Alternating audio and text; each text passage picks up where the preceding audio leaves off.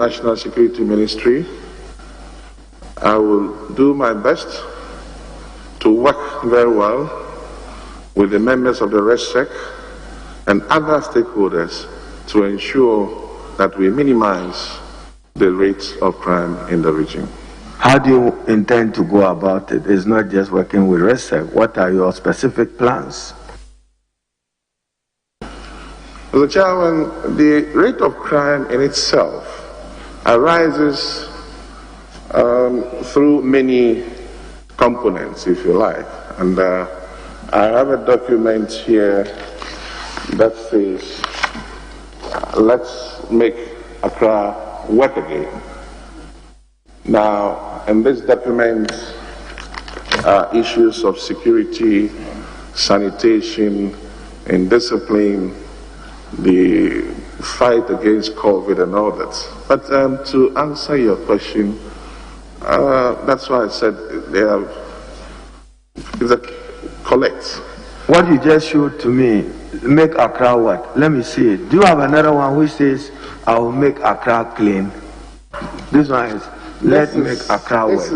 Do you have another one which reads, I will make Accra clean, or work to make Accra clean? Do you have anything like that? I heard you use the word sanitation. Or you just want Accra to work, you don't want it to be clean? Mr. Chairman, I did say let's make Accra work, and that's what I said. Thank you. Chairman, the people of the Greater Accra region, particularly the GANs, have legitimate issues with matters of homo and bans that are normally imposed without consultation, with traditional authorities, with their youth and others, ban on fishing at a time that they think that they must be on the water side in order to be able to earn their livelihood. What will you do to open up consultation and ensure that these decisions are taken in a manner that are timely and respect the wishes of the GAN people? Thank you, Chair. Mr. Chairman, thank you very much. Mr. Chairman, the issues of culture and tradition, and particularly in Greater Accra, if you agree with me, are a major concern. Hitherto, when I was growing up, my dad will bring us to Accra, and then we witness sprinkling of what we call Motorway. Others will call it quickly, but it's Motorway. And prior to the sprinkling of Motorway, some traditional rites are performed. It enriches our culture. Today, for some reason, all those ones are gone. Indeed, there's one of them that we call Ye Ye Ye. Ye Ye Ye. And then you sing Akwele Suma, Ye Ye Ye Ye Ye. It's about twins. Twins. Ata and Kaka, for instance. That is Akwele and Akoko, or Oko and Akwete. Now, every year, we celebrate the twins by performing a certain rites, which hitherto used to be part of our culture. Today, they are all gone. But, Mr. Chairman, on the issue of the fisher folks, when given the nod by the grace of God, I will liaise, I'll collaborate and work hand in hand, for that matter, lobby the Minister for Agric and Aquaculture so that we have a calendar to look at how best, without necessarily creating a problem for that sector, but also ensuring that the fisher folks are also able to go to fishing and have a good yield and make a living. So it's kind of an intervention that is intertwined. Mr. Chair, I want to follow up on something. You see, you were talking about Ga culture, some celebrations. The Ashantis have a way of doing it that all of us get glued to our TVs watching their celebration. Other places, when they are doing it, people describe it as fetish. How do you hope to get the Ghana culture so celebrated in a manner that people would not construe that as fetish? Fetish in this context meaning it is anti-Christian or anti-Muslim. How do you hope to get it done? Mr. Chairman, with the greatest of respect, the celebration of Homowo, on the contrary, is not fetish and has never been fetish. Except that the processes, I don't intend to bore the committee, so I wouldn't go further, but the Ghans have a history emanating from Ile-Ife and all that coming to Ghana, and then it's just like the Passover ceremony. So there is no fetish about it, except to say that for some reason, because of a few issues here and there, the celebration of the festival itself has been characterized with a lot of challenges, and that I intend, by the grace of God, to work with the chiefs, the traditional authorities, so we can bring back the celebration. It's been celebrated though, but again, you would agree with me that increasingly, though Accra being a cosmopolitan area, it's growing, and you agree with me that there are all cultures and all that here. So we have to come together as people in Greater Accra, the Ghanaians, to ensure that we hold on tight to our culture, just as is done in other regions. Chairman, you see, recently I was having a little issue with my friend, Dr. Matthew Poku Prempe. I said, when the Anlos are celebrating their festivals and coming out with their culture, you hear people making reference to juju, juju, juju, and all that.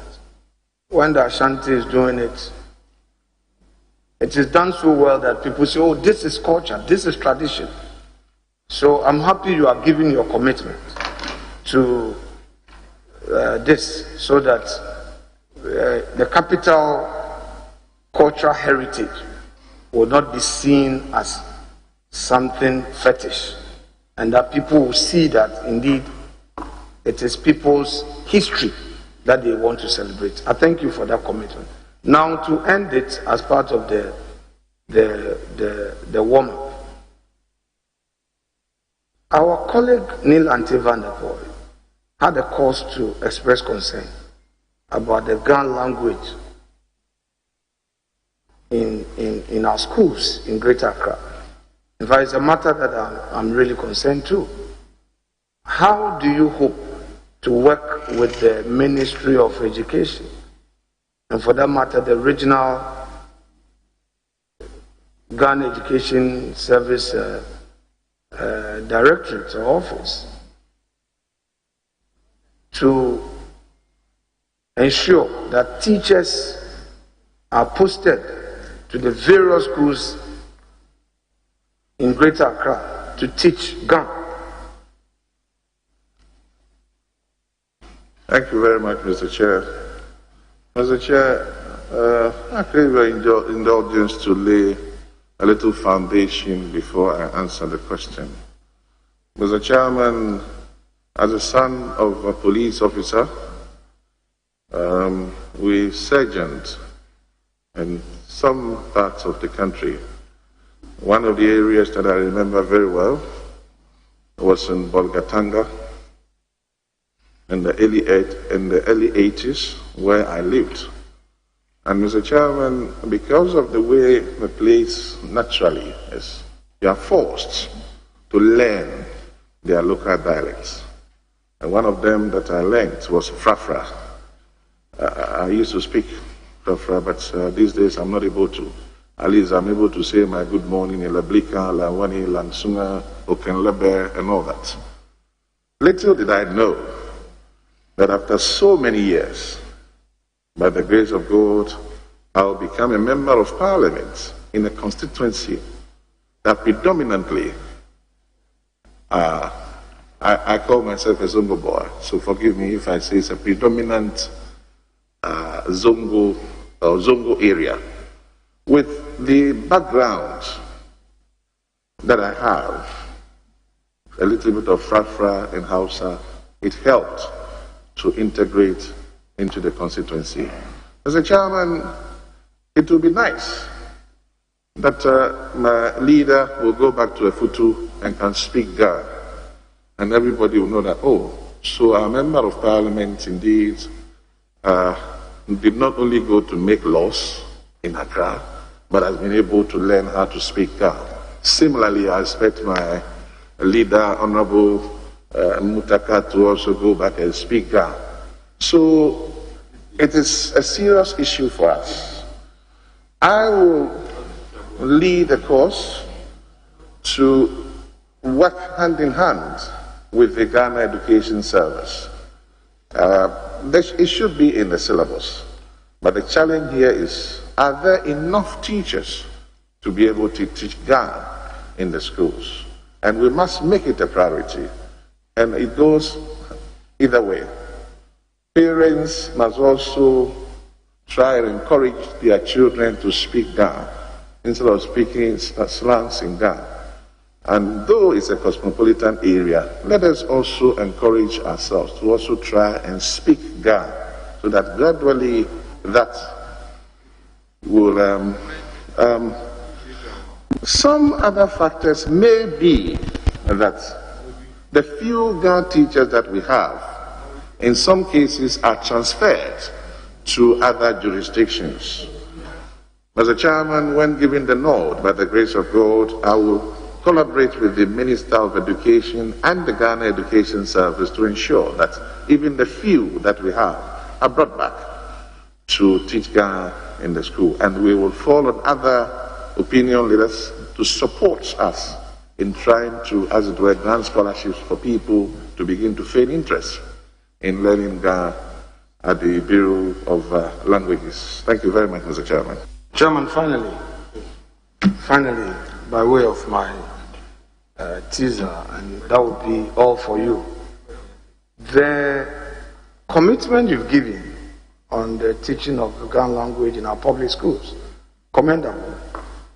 The nominee for the Education Ministry, Dr.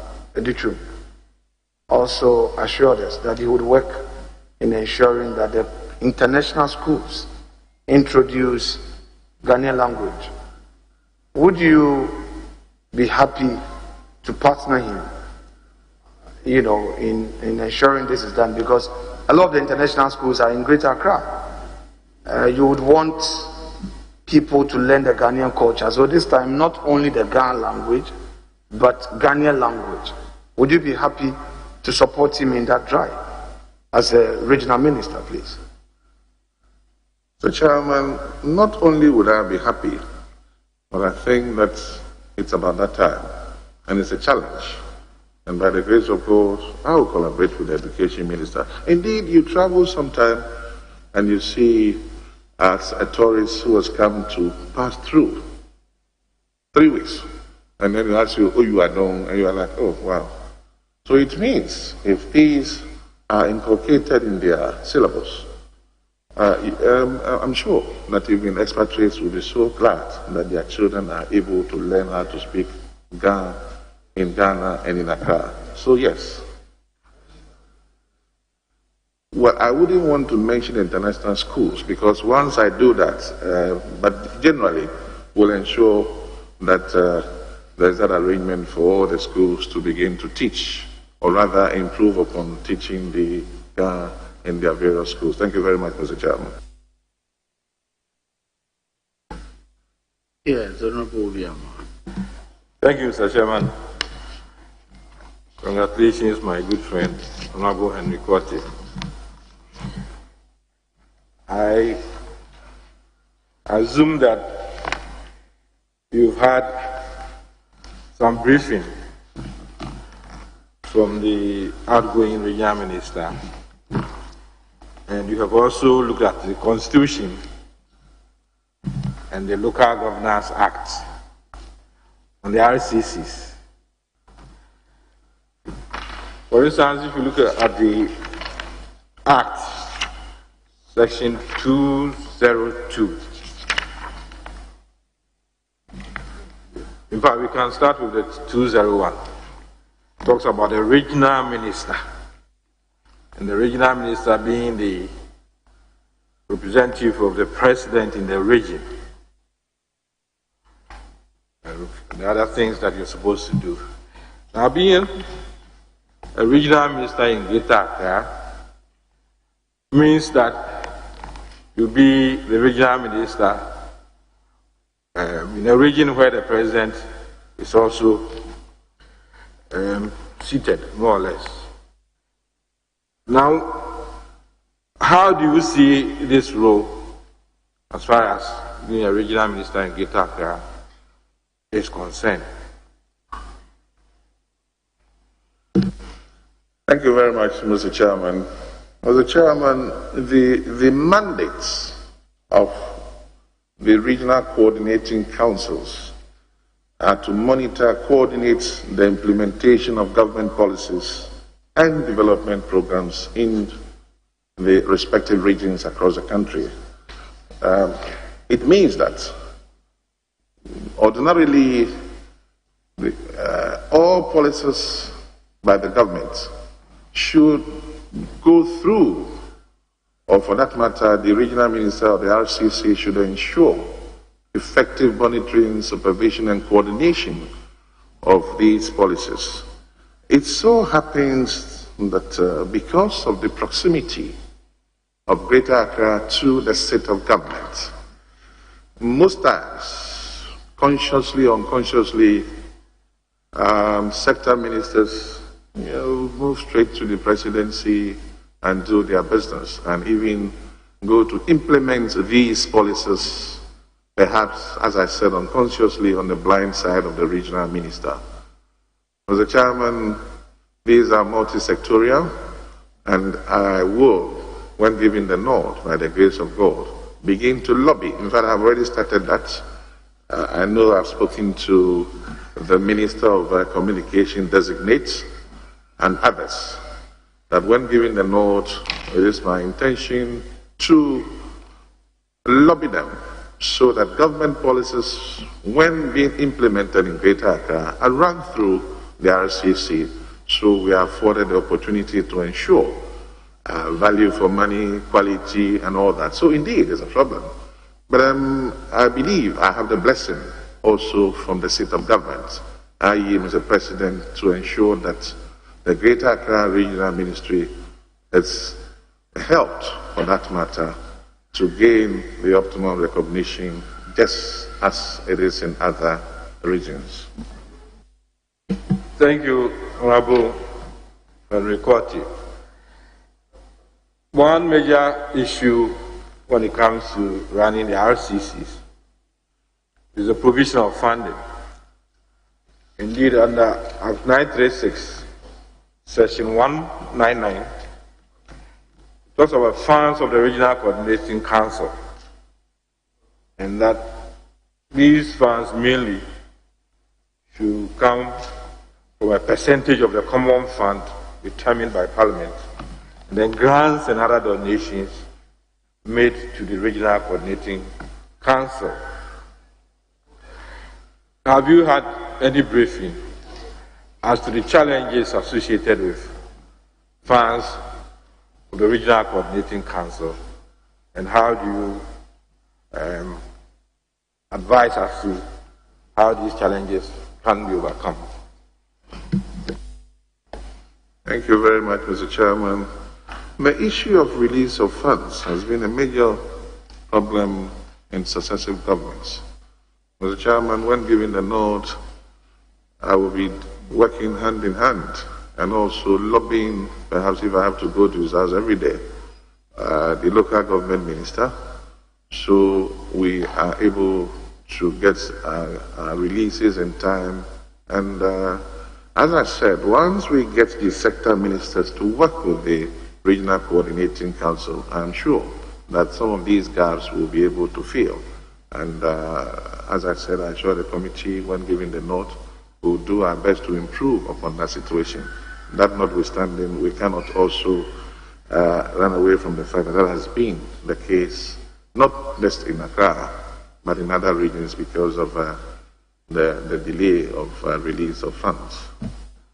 The last one is about relationship between the regional minister and the district chief executives.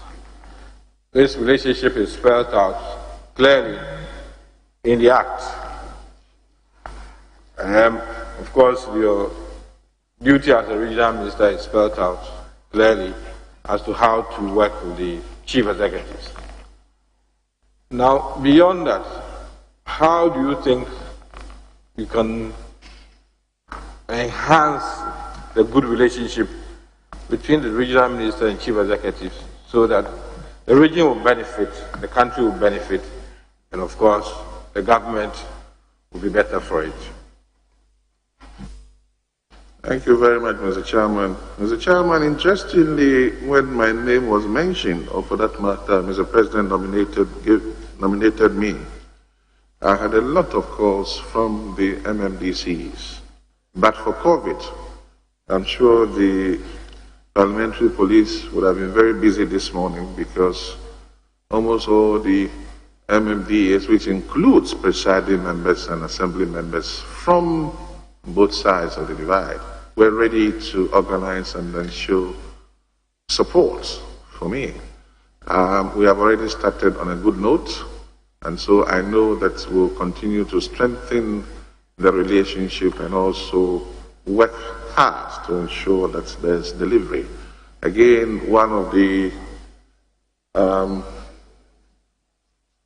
when giving the note, Mr. Chairman, is the nominee suggesting that the assembly members are partisan? Because he says that both sides of the divide. I know assembly members are not partisan. They are, even presiding members are not supposed to be partisan. So I want to know whether you know some who are partisan. Mr. Chairman, withdrawn. Yeah. Mr. Chairman, so all I'm saying is that I already engaged the MMDCs and we'll be setting targets for them. They have to come up with a working plan, which we will be monitoring quarterly. In fact, an action plan. I've already asked them to do so. So it's not going to be MCE or business as usual. We have to put them to task, and they have to deliver in their respective assemblies.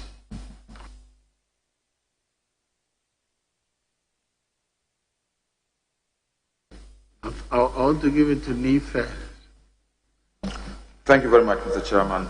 Let me take the opportunity to congratulate my cousin for his nomination.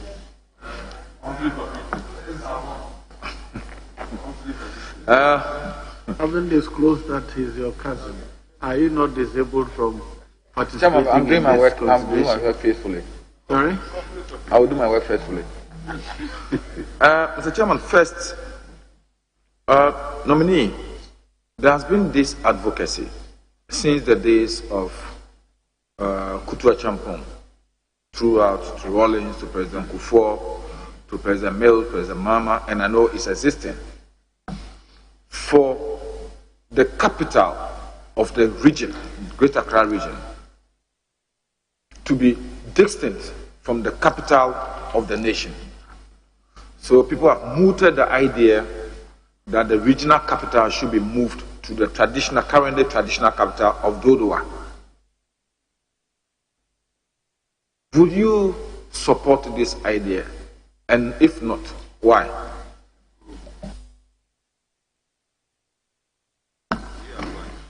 Well, the Chairman, listening to my cousin, he's rightly giving the answer.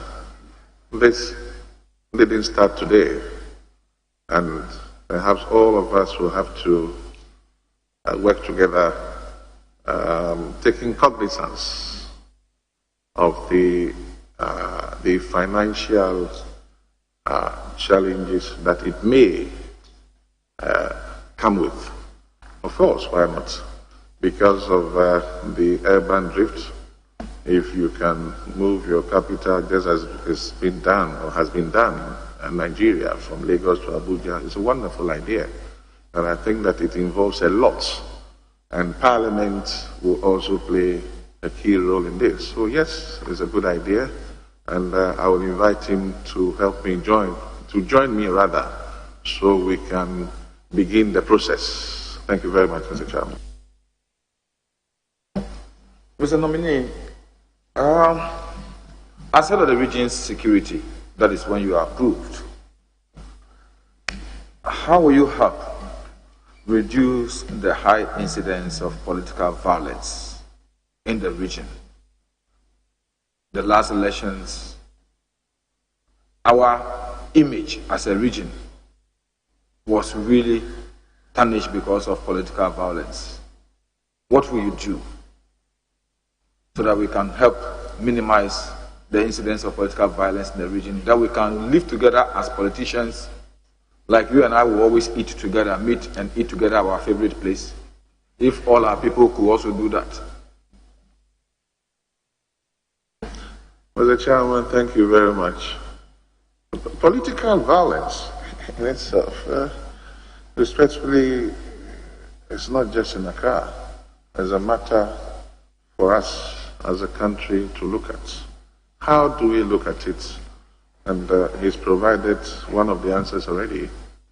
As a chairman, we engage ourselves in the plenary as citizens of this country, representing the diverse interests of our constituents who have reposed confidence and trust in us to do so here. We eat together, we travel together, we do committee meetings together. In fact, we are seated here together. There hasn't been fight, and we treat ourselves with that respect and decorum. Is it the case that we transmit same to our supporters down there? That is a question that has to be looked at. What is it that we tell them? How do we get them to also do what we do here? Because after all, it's about political ideologies. It is not about fighting. So it is an issue for all of us to come together. And when giving the nod as chairman of as will be the chairman of the RECSEC, I will do broader consultations and speak to more of the stakeholders. And let us find a way. We cannot completely say it's going to go, but let's see how we can minimize the issue of political violence in Greater Accra. Thank you, Mr. Chairman.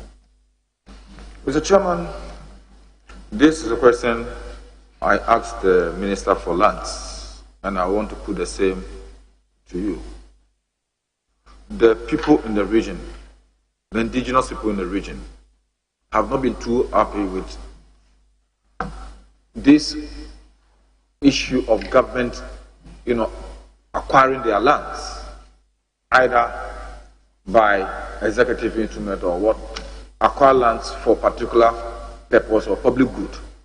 Then, after a period or over the years, when government have no need for that land again, instead of reverting the land to the original alluvial owners, government dispose of the lands for commercial properties which the indigenous people do not benefit.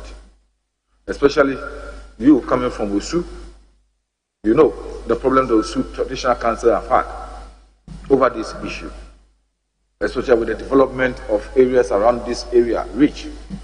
Recently, you know the problem that ensued between the Osu Traditional Council and the Nigeria High Commission.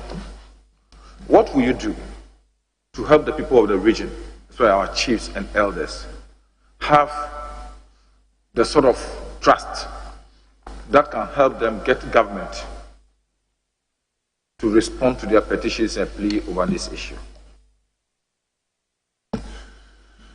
Mr. Chairman, it appears I have to continuously repeat myself by saying successive governments. This is something that has been in existence throughout. But again, let me say that Accra continues to be a cosmopolitan region or area. Now, when you go to other jurisdictions, because there isn't too much activity over there, you will find out that this type of challenge is non-existent. I listened to the lands Minister for Lands and Forestry designate, and if I'm right, he did say that in somewhere in the northern region, they own their own lands, and by executive, they are not part of this executive instrument thing. Unfortunately, as I said, it's a cosmopolitan area. Government may need the land for a particular purpose and this particular time that it didn't need maybe 5 years ago. Typical example is the cathedral over here, that some houses have been demolished to make way for the cathedral.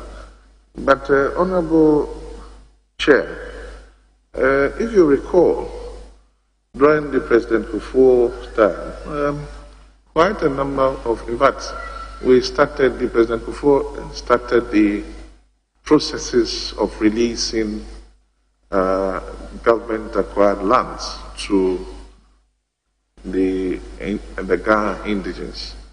I know that when President John Evans Atta Mills, may so rest in perfect peace, took over, some of these lands were released. And I must say that we were all hoping that the indigenes would have, like you said, but it so happens that some of them rather ended up in court and all manner of litigation. So we will be doing, once again, consultations to see where government does not necessarily need that land, it reverts to the indigenes. But again, we have to meet ourselves halfway, so there is a win-win situation. But just for the record that some lands were released. The processes began in President Kufuor's time. In fact, it was almost done. And then in 2008, there was a change of government, and it was done in or during the succeeding government's time. Mr. Chairman, last one. No, your permission. You have exceeded your limit. Last one. Thank you Mr. very Chairman, much. my whip. Honorable Leader. Thank you, Chair. Honorable nominee, congratulations. One. I have just a few questions for you. My first one has to do with It's very important. the water bodies we have in our cities, or water bodies we have in Accra. One can mention the Odona River. I know we have the Water Resource Commission, we have the Ministry, Works and Housing, but because it's in your region, has it come up as a concern to you? And what would you do, given the nod, to complement the efforts of these existing state institutions? Thank you very much, Mr. Chair. Mr. Chair, tackling the issue of the water bodies of the Odo and all that you're talking about, it's related to issues of sanitation as well. And that is why in the Let's Make Accra Work program that I have, we will ensure the regular desilting of gutters and dredging of some of these huge drains, and then that in itself will correct some of these mistakes. If I may, Honorable Chair, there will be a pilot program, God willing, when I'm giving the nod, which will run for about 160 days. The Clean Ghana project is one of them. And also, I intend to introduce a new scheme in the system where we will get beans put across the region. We will start a pilot program from 1 or 2 constituencies and ensure that, when I was growing up, we used to have this tank country and all that. Today, they are not there anymore. So that the district assemblies will focus more in their respective districts and ensure good sanitation. The last Sunday of the month, or last Friday, Saturday of the month, we could get people to join hands in cleaning your area, which I term it Operation Clean Your Frontage. So corporate institutions will wear their t-shirts nicely in front of their offices and help to clean the place. Market women will do so. The GPRT, Protea, and all that will do so. And I believe that when we begin to do that, and also educate people about the issues of dumping refuse in gutters and on the streets, that will in its way help as well.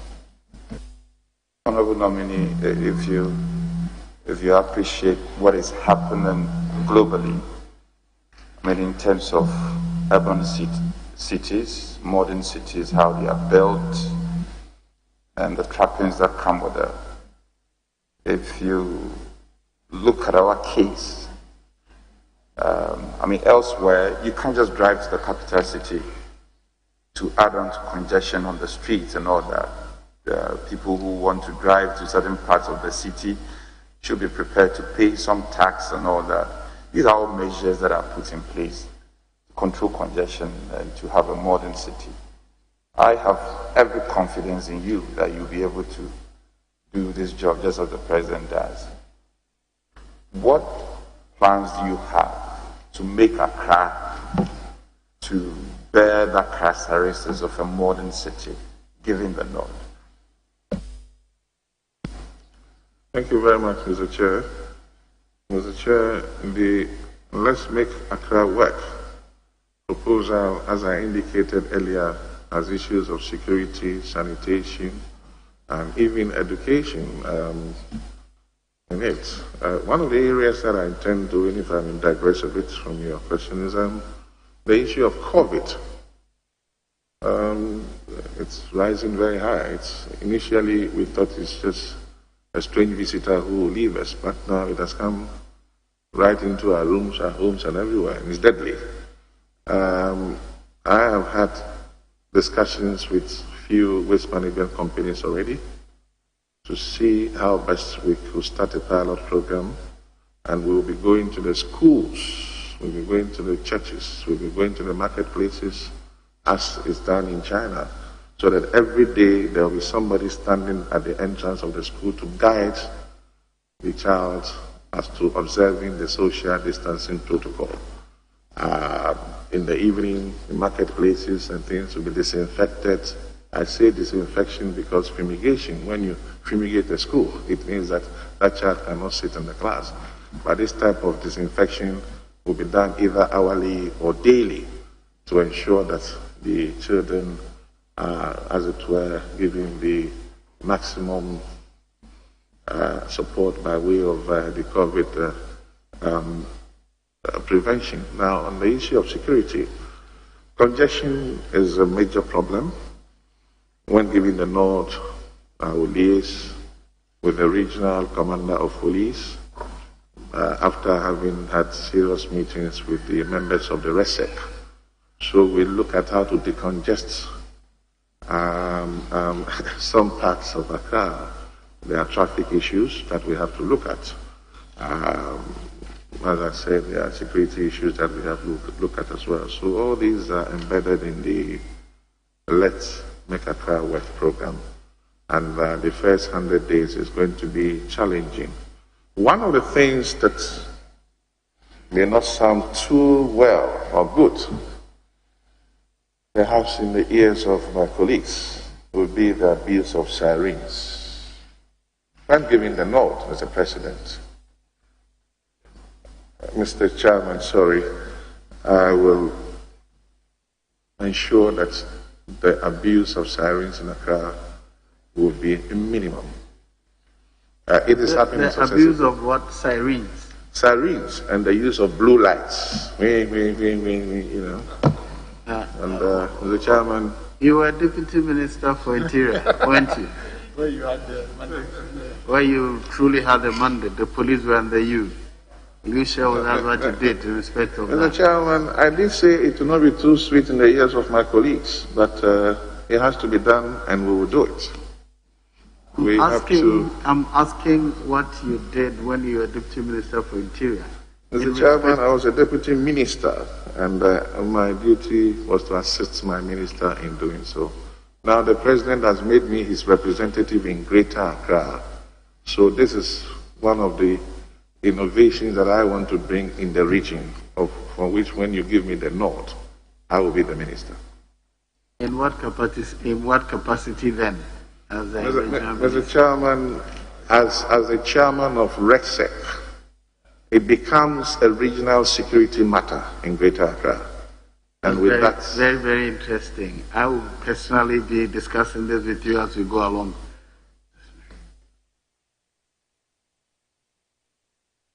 Mr. Chair, this will be my last. And I've heard my good friend quite eloquent with his Make Accra Work plan, and I commend you for that. Honorable Nominee, the large coastal land we have in Accra, how does it feed into your overarching Make Accra Work plan? I mean, what specific plans do you have towards the enhancement, the development, the attraction of investment, the coastal area of Accra? thank you very much, Mr. Chairman. Mr. Chairman, that will be a collaboration with the Ministry of Tourism so that we can, as part of the sanitation processes, clean our beaches and find a way to make it a tourist attractive area so we can rake in some revenue as well. Mr. Chairman, when you go to other jurisdictions, their beaches are where they get all the tourists coming in and then they increase revenue. Indeed, we'll do our best to make our beaches clean and then turn it into a tourist attractive or attraction areas in collaboration with the Ministry of Tourism. Yes, Honorable. You said as soon as I get to you. Thank you very much, Chairman and Honorable Henry Cote.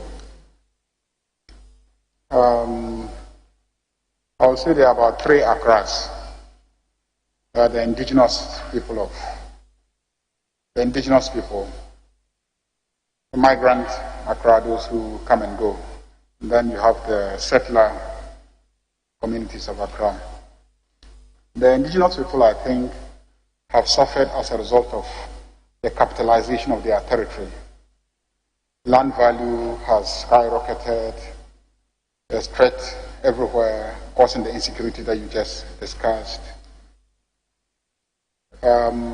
Lands have become urbanized, so the agricultural community is threatened. They can't farm. I don't also think that many of them are getting enough educational opportunities to be very competitive in the labor market that has been created as a result of the capitalization of the city, the industrialization of Greater Accra, and etc. Now, what will you do as a conscious program to promote the indigents in terms of access to education and skill sets to make them competitive? Because all of us are descending from our various regions and districts across the country with all sorts of skill sets making us very competitive, and we have to compete with them. And people are coming down with investments. Let's say people with cocoa farms in Ashanti, Eastern, and other places bring their capital here and invest and outcompete them in the business sector. So they are really at the receiving end of the bargain. So what will you do consciously to address the plight of the indigents of Greater Accra? Mr. Chairman, thank you very much. Chairman, when we were growing up, we used to call it ministries. I mean, you walk from Usu and then right behind us here, that's the term, ministries.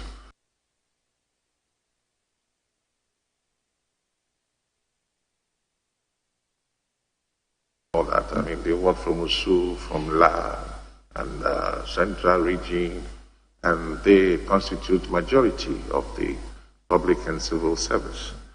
For some reason, that is beginning to fade away. Indeed, is an issue that when given the nod, I would liaise, or for that matter, try and lobby philanthropists, NGOs, and all that, so we can put in a formula or a framework, if you like. For instance, if we can give scholarships to indigenes along the coast to go and, as it were,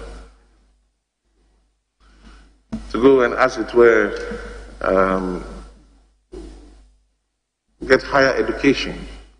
Because, the chairman, you agree with me that that was what was done in other parts of the country many years ago, and it has really helped. So yes, I will do my best to get scholarships, speak to Ghana Education Service, other interested parties, so we can get as many indigenes as possible to begin to appreciate the need to further their education. And then there's a short-term, medium-term, long-term plan. So in the next 10, 15 years, you have quite a number of the indigenes rising up again to form if you like, the nucleus, or for that matter, be part of the public and civil service and also be in the limelight of affairs. And by that way, they will also be in the competitive job market as well. There are so many questions around that, but I don't have the opportunity to do follow-up. So my next question really has to do with those of us who've come here as settlers and people who just come in and go. The roads are choked, hospitals are choked. I've looked at the handover notes, and I think there are about 18 hospital projects in the Greater Accra that are outstanding and completed at different stages. As for the roads, about 30-something road projects that are uncompleted at different levels. And if you look at the handover notes and you see the number of school projects that remain uncompleted, and I know Greater Accra is not just Accra, but there are rural parts of Accra. Now, the financing framework for regional development clearly cannot work for Accra. Accra is an exception. Accra is the capital city. We want the best roads, we want water running, electricity, because you have about 5 million people now who are living here. What innovative financing framework will you introduce to the development needs of Greater Accra region? You can't rely on budgetary allocation. It won't work.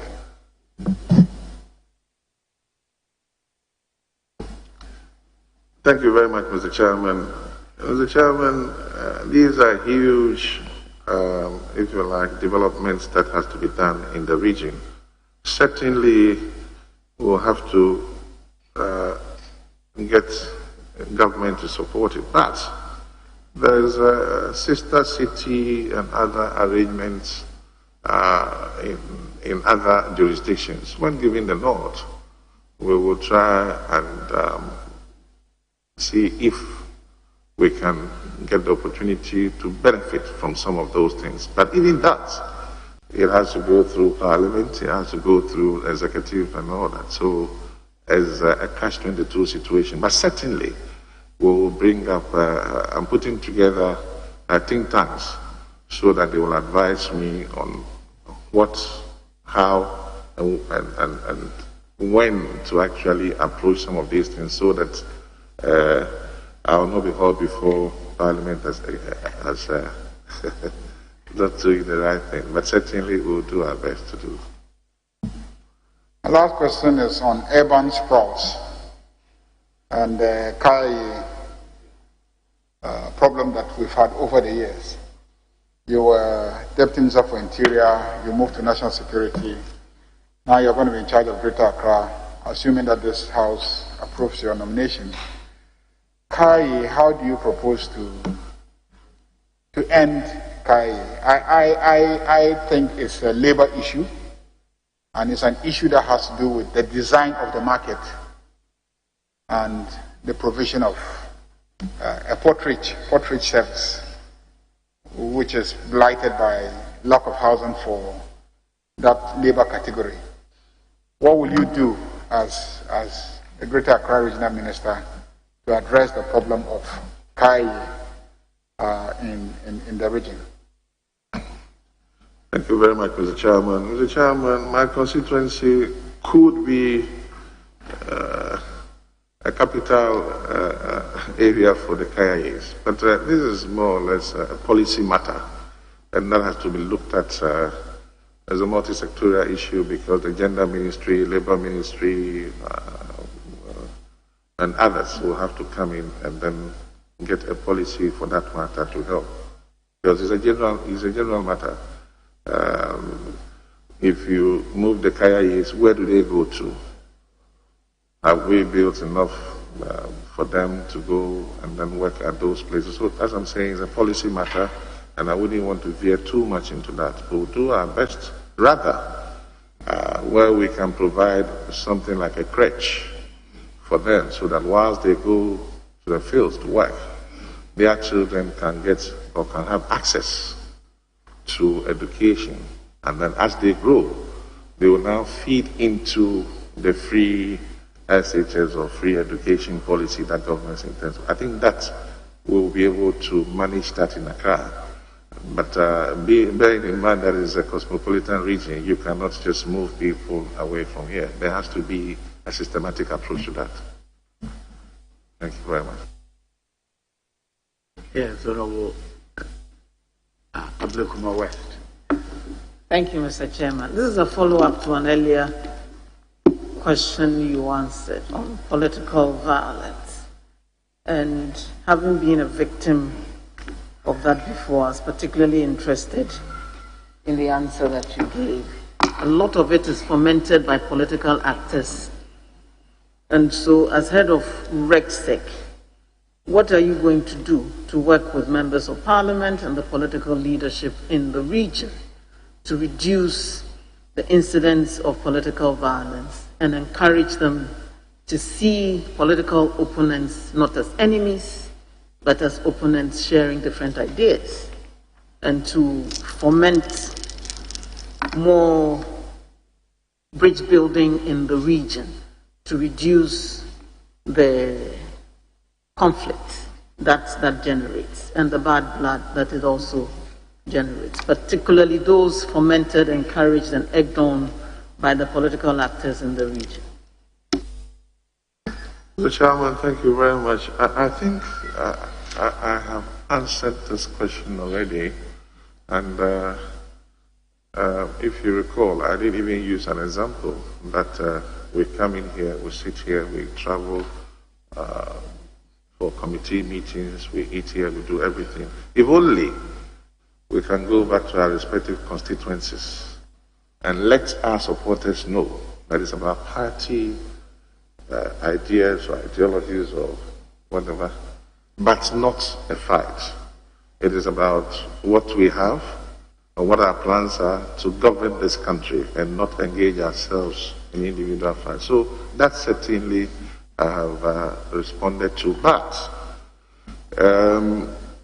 coming here as a regional minister when giving the nod and inviting my colleague, Greater Accra members of parliament into a one-day, two-day workshop to get resource persons to come and speak to us. In fact, bring the chairman of the main political parties will be beautiful, so that they join us in some of these workshops, the organizers and all that. So gradually we'll begin to understand that it's about issues and not about people. The chairman certainly will do our best to begin that process.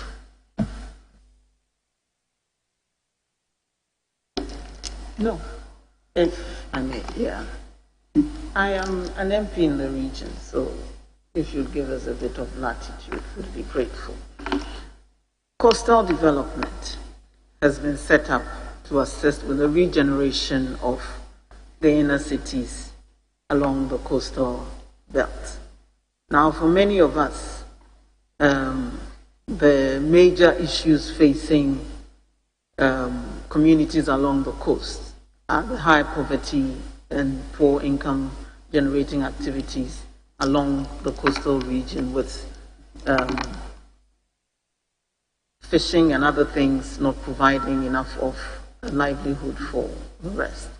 The infrastructural needs that we have are also, we don't need dams or warehouses, but we do need to have our roads, drains, and other things taken care of. So how are you going to work with the Coastal Development Authority and the metropolitan, municipal, and district assemblies to meet the infrastructural and job creation needs of the region?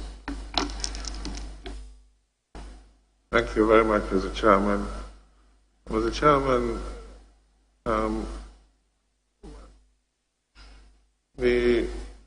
I know that some work is being done by CODA, and there are several programs.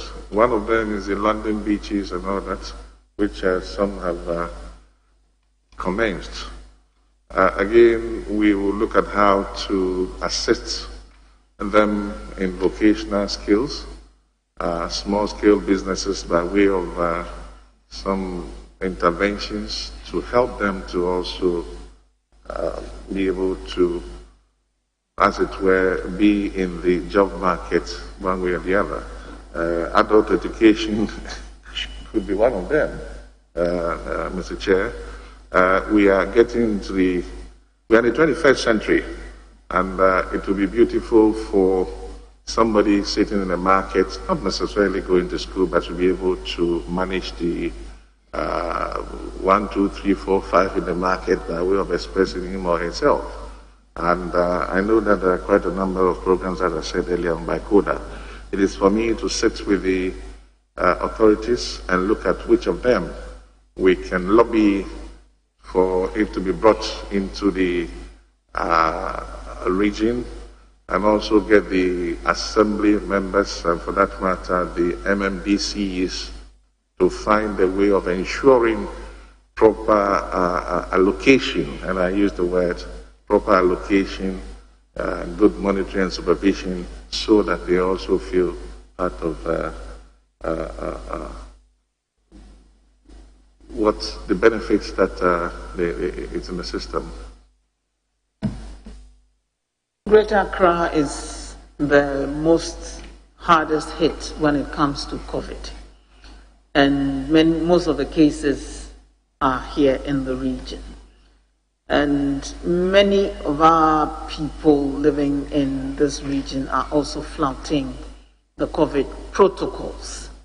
So you would find, even walking around, that some people are not wearing masks. In our constituencies, you go to whole sections and they'll tell you that it is a rich man's disease, so it's not going to affect us. What are you going to do, working with the health authorities, to lead the effort to change attitudes in the region, to be more responsive to the COVID protocols and help reduce the incidence of the disease in the region? Thank you very much, Mr. Chairman. Mr. Chairman, I did say earlier that there is a pilot program in place that will commence immediately when I'm giving the nod by the grace of God. Mr. Chairman, we intend to get the NCCE and all other stakeholders, so there will be awareness creation, and also get people to understand the need why they should observe the social distancing protocols. We will go to schools, we'll go to churches, we'll help them to understand the need. So, Mr. Chairman, there's a program for that. And when giving the nod, we'll do our best to help the Ministry of Health, and for that matter, the National COVID Task Force, to be able to fight COVID-19 in Greater Accra. And my last question is on floods in the region and sea defense. In many of our communities, we face perennial flooding every year when it rains. There have been interventions, and there's one which we had a lot of mention being made of, the Conti project a few years ago, which was supposed to help with storm drains, which would have benefited my constituency as well, because we face serious flooding problems alongside the entire length of my constituency from Otojo all the way to Glefe. Now we're still grappling with these problems, and I'd like to know what actions you would take to work with the relevant ministries and stakeholders to ensure that we find a lasting problem to the flooding in the western part of Accra. Thankfully, in your constituency, during the time of President Kufuor, the perennial Alajo drain flooding problem has been resolved with the storm drains that were constructed. We also need similar projects in our constituencies. Yes. So what are you going to do to ensure that the flooding in Ablekuma West and other neighboring constituencies will become a thing of the past? And to continue with the sea defense projects along the coast. Some have been done.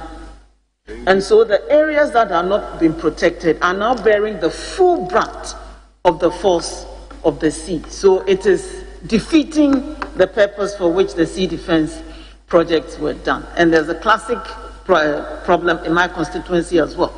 Glefe was done. Shiabu has not been done. Honorable Member for Ablekuma West, I think you need an appointment with. No, it's a major problem in the region. So it is something that I would want to know what the minister, incoming minister, if approved, it's what steps he's going to take, working with the relevant authorities to find a concrete, lasting solution to the flooding and coastal erosion problem in the region. Thank you. Mr. Chairman, thank you very much. My honorable colleague just provided the answer in his last remark. Indeed, I have to work with other sector ministers, of which she will be, by the grace of God, one of them. The issue of Conti and dredging and the flooding in Accra is a matter for sector ministries. And then as a regional minister, when given the nod, I have to go and lobby. And this lobbying must be so intense, because I know that Conti also has some financial issues that has to come from the Minister of Finance.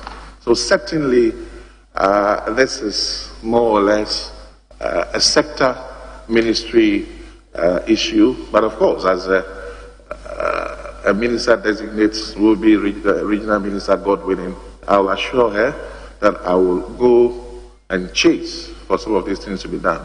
Again, it has planning issues as well. How people build their houses, are they in the proper places? So it requires strengthening the local bylaws as well. And I need the support of all to be able to do this. Thank you very much, Mr. Chairman.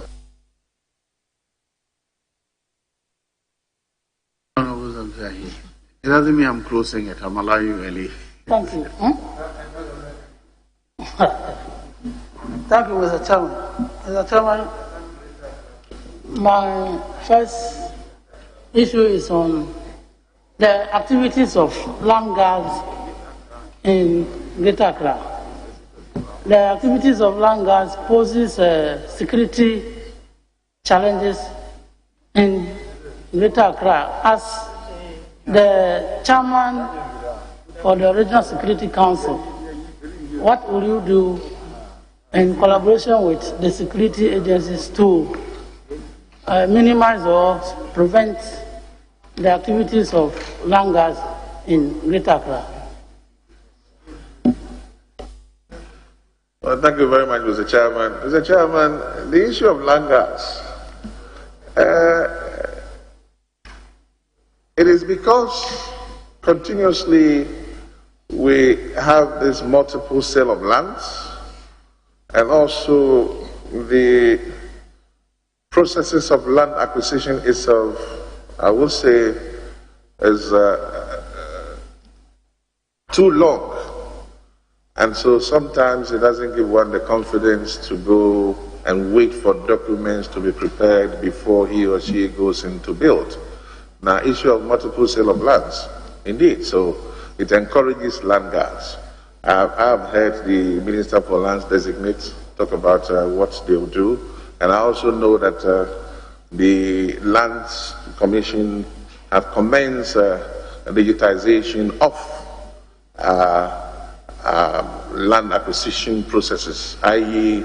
these days even the site plans have got barcodes and all that in it. So it's a process that has started just like the Registrar General's Department. It is my hope and prayer that they will be able to expedite action on the processes of land acquisition, and the once that is done is tied into reducing the issue of land gas and also the multiple sale of lands.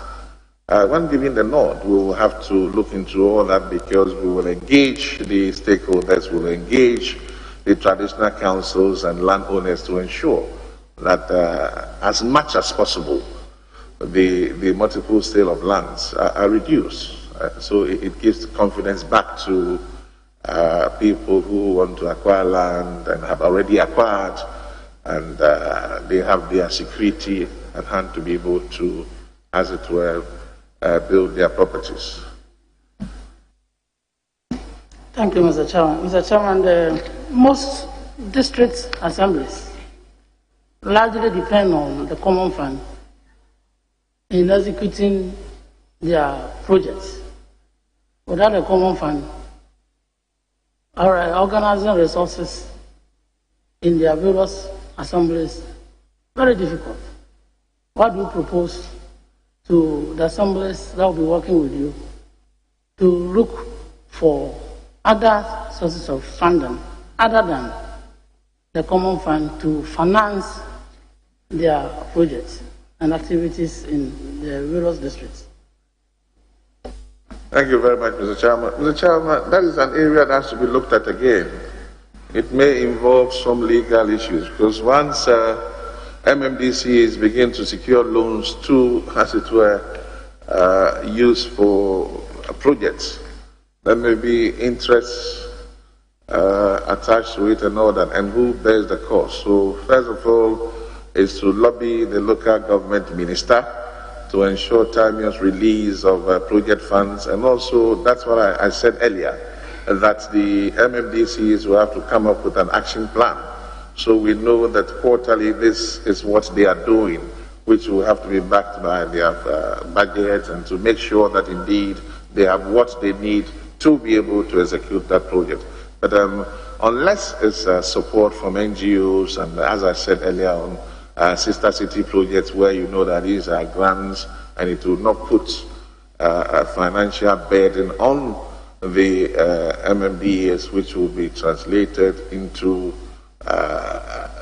debt for us, for that matter, the region moving to local government to say, well, I've incurred this debt.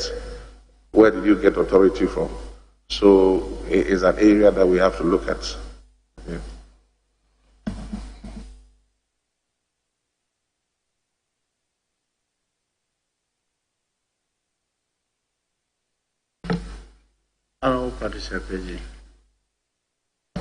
Thank you very much, Mr. Chairman. Honorable Minister Designate, on the page 13 of your handing over notes,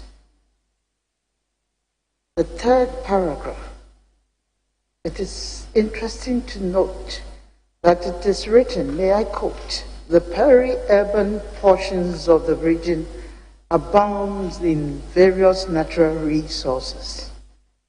Prominent among them are large tracts of land, tracts of for both agriculture and industrial investment purposes. And there's also a wide range of minerals, including salt deposits, clay, marble, quartzite, and granite, some of which are yet to be tapped. It is significant to note that the region has a well-developed infrastructural base comprising fairly good roads, network, telecommunication facilities, and utility services. Honorable Minister Nominee, it is interesting to note the potential, the high potential of your region. And it gives me the impression that we have not adequately tapped the potential of turning the region into an industrial, or the huge potential for investment in that region.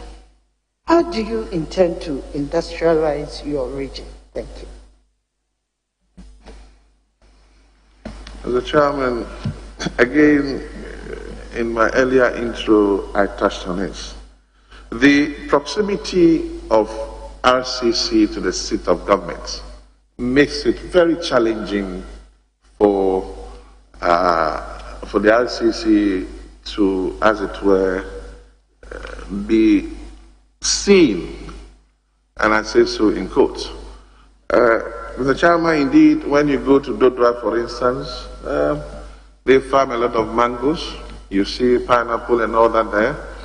But it is the sector ministry that has to work with the RCC. So we look at, in fact, with this agric ministry, how do we ensure that some of these produce are well preserved and exported so we can get some revenue for them? Again, Mr. Chair, you talked about lands. When Western Housing Ministry and Lands Ministry engages in programs that indeed benefits the region, but not necessarily getting the region involved has been the problem. So these things are there, they are making progress, they contribute to the economic growth in the country, and they also contribute to the reports that we get nationwide and sometimes internationally. But the region is silent because of the proximity to the seat of government. The IGP, with the greatest of respect, goes to the presidency. The Minister of Communication will go straight to the presidency and have a meeting there, decides to share computers. And you may not even speak to the regional minister, but indeed, the computers have been shared and they are being used, or they are serving its purpose. But the region's name is not in it because it is a direct communication between the sector and the if you like, the recipient. So that bridge is what, by the grace of God, I intend to lobby the ministers so that we are able to also be part of the success story. All these things are happening in Accra, all right? Yes, it's happening. But the regional ministry, I mean, you agree with me, madam. For instance, the COVID, Mr. Chairman, COVID exercise is happening in Greater Accra, all right, but it is at the national level.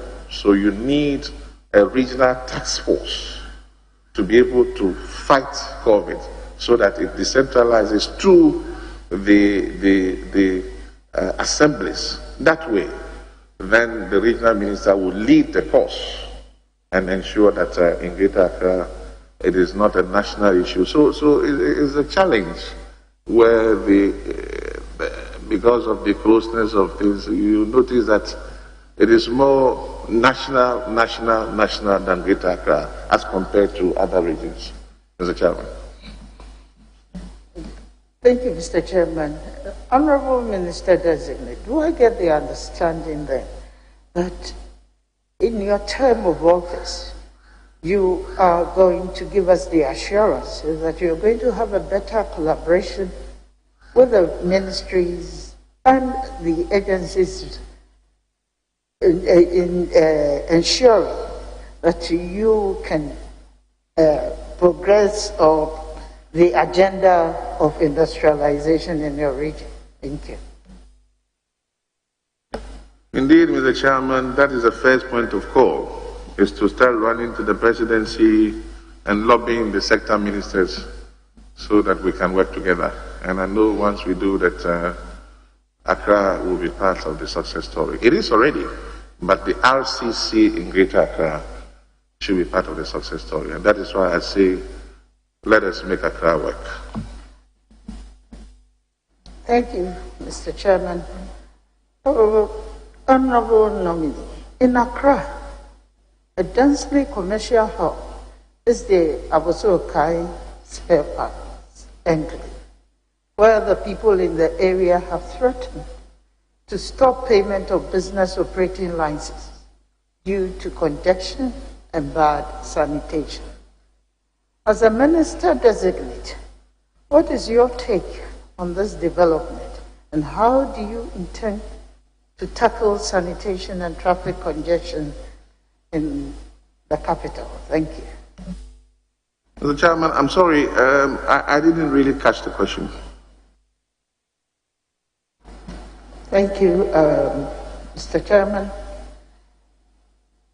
My question is that we have a densely commercial hub in Abosokai, where Abosokai spare parts enclave, where the people in the area have threatened, I don't know if it's come to your notice, but I heard that they are going to stop the payment of business operating licenses because of congestion and bad sanitation within the area.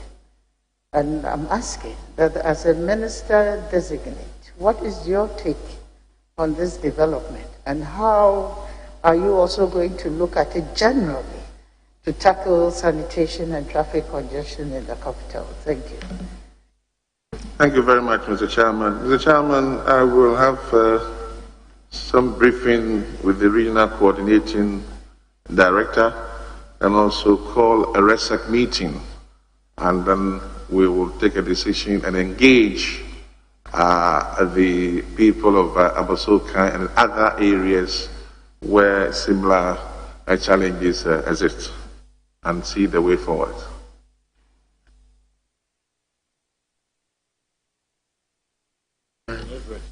Honorable Elizabeth. Thank you, Mr. Chairman. Honorable nominee, Ghana's biggest tourism product is our culture. Our biggest tourism product is our culture. And when it comes to Greater Accra region, we can talk about your Motorway Festival. In 2013-2014, my team and I were greatly assisted by the regional minister then, Honorable Afuteago, the two Vanderpoys, and we came out with Homo Fest. After all the traditional areas have finished celebrating the Homo Festival, we come together to celebrate one big Homo Festival, attended by all the traditional leaders in Greater Accra. It was gaining international attention, but for the past 4 years, Homo Fest has not been celebrated in Greater Accra. It promoted both domestic and international tourism, but it's lost on our calendar for the past 4 years. What will you do if you are given the nod? Mr. Chairman, when giving the nod, I will by all means engage all stakeholders, which would include previous regional ministers, ministers of tourism, so we can come out with a plan. As I said, it's part of the Let's Make Accra Work project on sanitation, on security, on tourism, which in itself will generate some revenue for us. So yes, I mean, it's a good information, and I take it on board. I'll work towards it. Thank you very much. Thank you, Mr. Chair. The Marine Drive Development Project is the development of all the piece of land starting from Osu Castle to the Arts Center.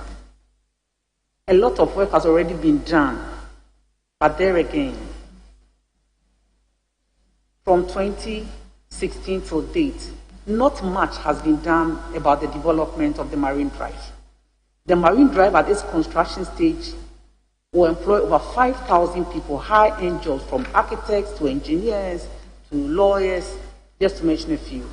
And at its completion stage, you can only guess, because it's going to host hotels, casinos, playground, all of international standards. What are you going to do as the regional minister who is going to be the host of the Marine Drive when you are giving them nod? Thank you very much, Mr. Chairman. Mr. Chairman, when giving the nod, I'll follow up on these matters and find out what is happening at because indeed, Minister of Finance will be involved, Works and Housing is involved, and I know that there are other chieftaincy issues around it as well. So I'll follow up and find out what is making the project stall, and then what is it that we can do as a people to get the projects going. And indeed, as you rightly put it, it's another major source of revenue for the country and, of course, for the region. Talking of the jobs that is also going to create for us. And it answers some of the questions that were raised earlier, because some of the jobs may not, with the greatest of respect, necessarily be jobs that you need certificates to go and do. These are jobs that can be given to all and sundry to be able to also make life out of it. So I think that is a very good one.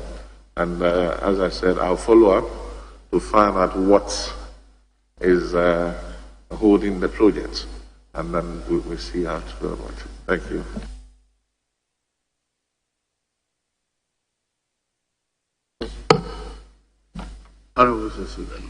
Thank you very much, Mr. Chairman. Honorable nominee, my major concern has to do with planning in Accra.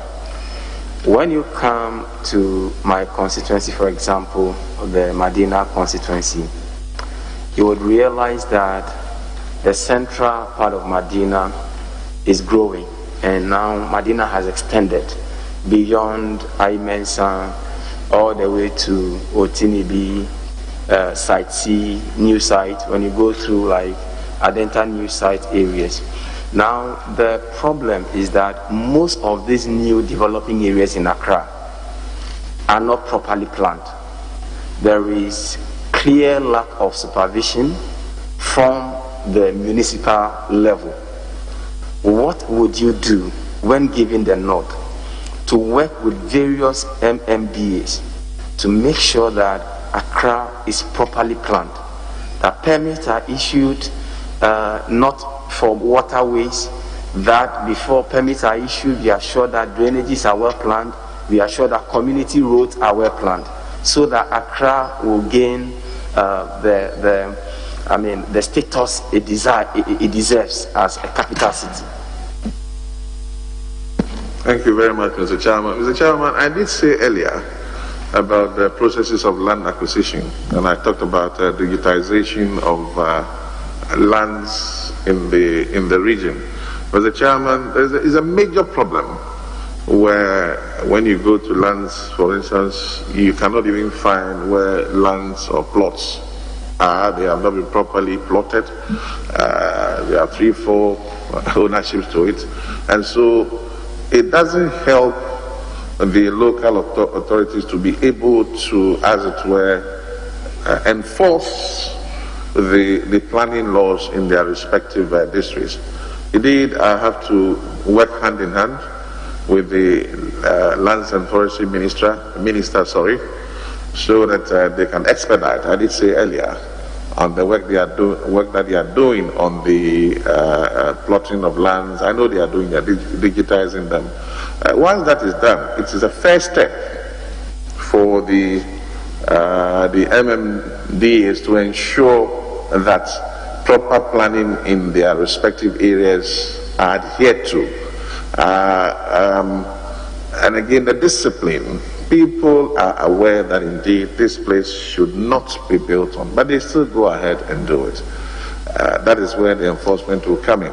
as part of the action plan that are required from the MMDCs, all these things will have to be factored in it, and they have to let us know how they intend to deal with these things, so that gradually, it's not going to happen in a day with the greatest of respect, but I think that when we begin from somewhere, gradually we'll get to the point where we are looking to get to. And since you've talked about Medina, one of the issues that we'll be tackling, and I'm grateful that you asked the question and you are here, because I'll need your support, Mr. Chairman. The highway going to a brief and all that, I think it's a 4-lane or so, which has now been turned into a single lane as part of the Let's Make Accra Work program. We will be embarking on that traffic decongestion exercise over there. We have to engage, it's not a Rambo style anyway, we'll be engaging the GPRTU, the Protea and all that, to see how we can get them to load in their prescribed lorry stations to free the highway for vehicles to be able to move in. And again, if you recall, Mr. Chair, some years ago there were several complaints, which some even resulted in demonstrations when vehicles continuously knocked down a few people who were crossing. Today, the zebra crossing and also the pedestrian flyover has been built around that area, but it's not been well patronized. Mr. Chairman, I think the MP will have to help me in that regard, so we'll go there and ensure that the highway is freed and pedestrians begin to use the pedestrian flyover that has been built there. So these are some of the things that we'll be doing when giving the nod, Mr. Chairman. And then just a quick follow-up, because of the planning issue, I've also realized that spaces that are supposed to be reserved as public spaces for recreation or sports have been encroached upon by private developers, to the extent that now when you walk across Medina constituency, and I'm sure indeed other MPs in Greater Accra region will bear witness to that, that all the spaces that are supposed to be used for public gatherings have all been encroached upon. What would you do to ensure that spaces that are supposed to be for the public would be recovered for the public? Indeed, even if it's in the hand of private investors, we can work with the MMDAs to buy them back, so that we can have public spaces for public events within the various municipalities. Mr. Chairman, this issue will still involve the Lands Ministry, because I know the Lands Commission has done some rezoning in most of these areas. A typical example of the motorway, it used to be like a lake, but today I've seen buildings springing up there. It tells you that some rezoning has been done. And if I heard my honorable colleague very well, it will mean going into demolished houses. And yeah, because some of those places have already been encroached. Reclaiming them will be going to demolish. And I wonder if my honorable colleague Actually, some of them are yet to be developed. For example, we had complaints from places in Medina where places that are being used for lorry station, private individuals are laying claim to them. And a lot of conversation is going on if the MMDAs and then the regional administration can collaborate to recover them for the public. So if you can make an assurance that where we can locate those public spaces, you would assist us to recover them for the public, I'm sure Ghanaians will be very much happy. Thank you very much, Mr. Chairman. Mr. Chairman, these questions are more of a sector minister's work than the regional minister's work, with the greatest of respect. Because as a regional minister, I don't really have the powers to go and get lands rezoned and all that. But indeed, I will lead a cause to collaborate with the appropriate sector ministry, so we'll be able to do these things. Thank you very much, Mr. Chairman. Well, Honourable Minister, what would you do about the boundary disputes that Accra is currently facing? Because between Accra and Eastern region, it's so difficult part of Mensa, and towards the top there's still a dispute between which part of the land belongs to Greater Accra and which part belongs to Eastern Region. And when it comes to Central Region too, I'm sure there are issues around Odupon, whether which part belongs to Greater Accra, which part belongs to Greater Central Region. When are we going to see an end to this boundary disputes? Thank you very much, Mr. Chairman. Mr. Chairman, once again, we will have to engage stakeholders because these are very sensitive matters. It involves chiefs, chieftaincy issues here and there. So, indeed, there will be several engagements with the chiefs and others for us to look at the boundaries and look at how we can bring amicable solutions to already matters that are hot on the ground and are creating problems. So these are matters, as I said, we'll discuss behind the scenes, do some lobbying, and come to common understandings for it to be a win-win situation for all. Thank you very much. Finally, Mr. Chair, on 13th November 2019, the Finance Minister promised that funds were being released to build 600-bed Kayayi hostel, and it was supposed to start in December 2019. And we are all aware of the social challenges confronted by this Kayayi in and around the capital, particularly in Agbogbloshie, parts of Medina, and so on and so forth. When are we going to see the 600-seater hostel that would take off part of the burdens we are having in our various communities in Accra? Thank you very much, Mr. Chairman. Mr. Chairman, I think this will fall on the Minister of Education as a hostel. So again, I will, when given the nod, get further briefing and then speak with the Minister of Education and see what the progress that they have made. And also... sorry, but Mr. Chairman, not education. It has to do with the Kayayi. Honorable. The Kayayi. He's answering. Let him finish. It's the Kayayi, the issue of Kayayi. Yeah. So that will be the Gender Ministry. That will be the Gender Ministry, Mr. Chairman. So we have to link up with the Gender Ministry and see what they have done, what they intend doing, and look at the timelines as well. And then I can also, as a regional minister, put some pressure and get the MMDCs to also follow up. Thank you very much. Yes. Thank you, Mr. Chairman. And good afternoon, Honorable Nominee. My question is to do with the motorway and advertising billboards in Accra. We don't have to gainsay the fact of the role the motorway plays in our motor transport in this country. But of late, it's becoming a death trap. It's becoming a death trap in the sense that at night there is no visibility. There are no street lights on the motorway. Secondly, there are so many squatters and factories that have come up along the shoulders of the motorway. And this is attracting workers who tend to cross the motorway anyhow, either by foot or on motorbikes.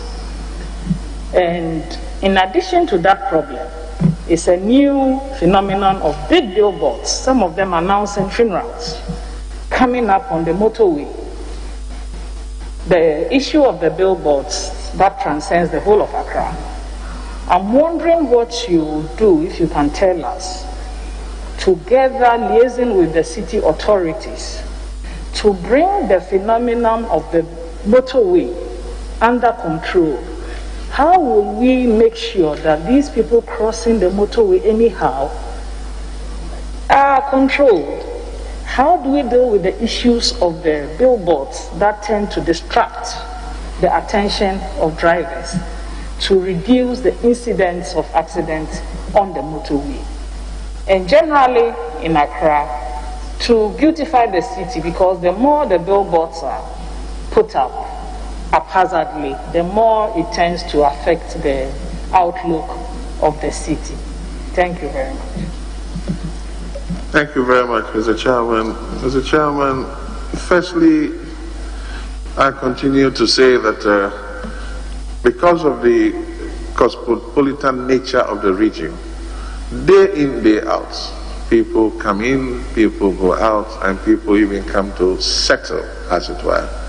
And earlier on, as I said, planning has been a problem. The motorway, if you look at it today, has seen a lot of encroachment. People are building even close to the road, which doesn't even make it a motorway anymore, if I have to say this. But again, I know that the motorway project is coming on. The Minister for Roads talked about it the other day. Let us see the stretch that the road in itself will occupy, and afterwards, let's look at what will be left as a way of ensuring some distance between the roads in itself and the buildings that are around it. There are a lot of squatters there, and that is also a contributing factor. Quite a number of them. I know that my predecessor made a lot of effort during his term to get the squatters moved, but he moved them today, and by close of business tomorrow, they are back. So we will look at how to address that issue, first of all, the squatters, and also the buildings that are springing up alongside the motorway. Some of them are huge buildings, and as I said earlier on, they have been given the permits to build. So it's an issue that we'll look at. And again, on the issue of the advertising companies, I will be having a meeting with them when giving the nod to look at how we can regulate the positionings, or as it were, erecting of billboards in the country, in the region. Indeed, billboards are beginning to scatter all over the region, and for that matter, the city. Some at traffic lights where it makes it very impossible for you to see incoming cars and all that. So these are something that I'm already holding discussions with the advertising companies, who will sit with them, and then we'll begin to put in some regulatory measures to curb this. Yes.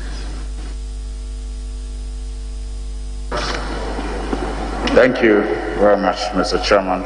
Congratulations, Honorable Nominee. Bull. It just occurred to me that you are the first nominee I'm congratulating since they started the vetting. Let me begin with drug abuse in Greater Accra. Drug abuse.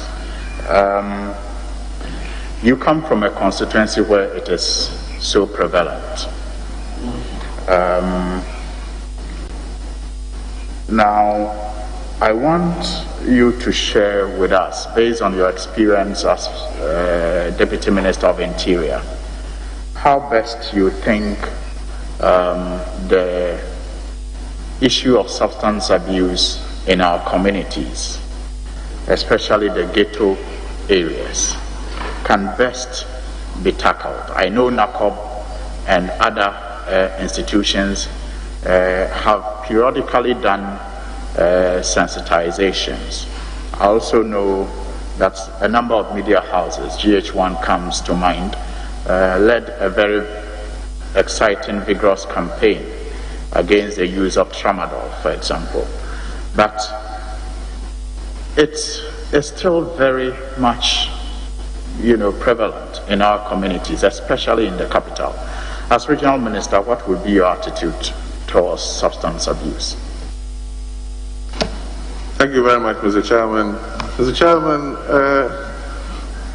as a Zongo boy, I know that during what we call the Oasis, where the ulamas, the malams, the sheikhs, and the imams do preach to the youth, I think what I will be bringing on board is to get the imams and opinion leaders in the Zongo communities to begin to lead this particular charge. As you rightly put it, awareness programs has been created by NACOB and other non-governmental agencies Perhaps they have not included in this project the imams and opinion leaders who are highly respected in the Zongo communities. And I think that it is about time, and myself being a Zongo boy will lead the cause to get them to begin to help us in educating our brothers and sisters in the Zongos about the needs to begin to move away from the drugs, as it's causing a lot of health issues. Today, young boys and girls at age below 30 are already suffering from kidney problems and all that. The NCC will have to come on board. The Minister of Health will have to come on board with a lot of educative materials so that they see the dangers that are involved in this. We also have a problem because of the kind of films and things that we watch over here in the city. Sometimes it motivates the young ones to begin to feel like they're acting films and all that. So it's an issue that we'll look at, and as I said, we'll get the opinion leaders to help in that direction. Okada is a well-known illegality that is being practiced and patronized by many in Greater Accra. There have been debates over whether to make the practice legal, given the many benefits that those with that school of thought have assigned to it. Yet, some still argue that it must remain an illegality, despite the fact that it is practiced openly and patronized by many. In 2017, you led the Interior Ministry to the Public Accounts Committee. You did make a passionate appeal to the Public Accounts Committee to reconsider the law banning the practice. Are you still of the view that Okada should be legalized, given your government's position not to legalize it? Thank you very much, Mr. Chairman. Mr. Chairman, Okada in itself is a form of transportation for people to commute from one place to the other.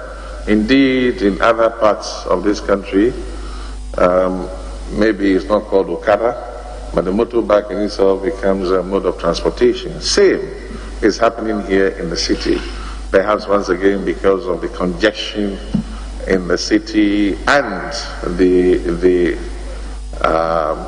modus operandi by which the Okada operates has become a cause for concern. That notwithstanding, as a member of parliament, I'm aware that laws has been passed in this house banning the use of Okada. But again, it is a matter that continues coming up. And I think there should be further engagements to see how it can be done. You cannot run away from it entirely. They are here. And so what is it that we can do to ensure the safety of people who will actually use the service of Okada? What is it that we can do in terms of security? What is it that we can do in terms of the general public's comfort and security and all that? So you believe in legalizing and regulating it? You believe in legalizing and regulating it? I'm saying there should be further consultation, so we should engage. And then it will be the opinion of all as to whether we should leave it as it is or we revisit the law. Right. You will, as regional minister, if approved by this house, have about 29 assemblies under your region. You will be required to supervise these assemblies. These assemblies tend to be more resourceful than the regional secretariat. In 2019 alone, the estimates is that these 29 assemblies had a total income of 362 million Ghana cedis from IGF, from the Consolidated Fund, and also from Government of Ghana subventions. There has been complaints about how these resources are utilized. Misappropriations, expenditure done outside gift mix, etc., etc. Now, how will you, as regional minister with less resources, supervise these assemblies that tend to be more resourceful, given the general notion that he who pays the piper calls the tune? Thank you very much, Mr. Chairman. Mr. Chairman, I did say earlier on that the assemblies are supposed to bring an action plan to me, and then the regional coordinating director and our good selves will look at it, see how feasible they are. In the action plan should be the source of revenue, and then the revenue projections as well by way of IGF and all that. Indeed, you will agree with me also that there are a lot of leakages in the IGF as well.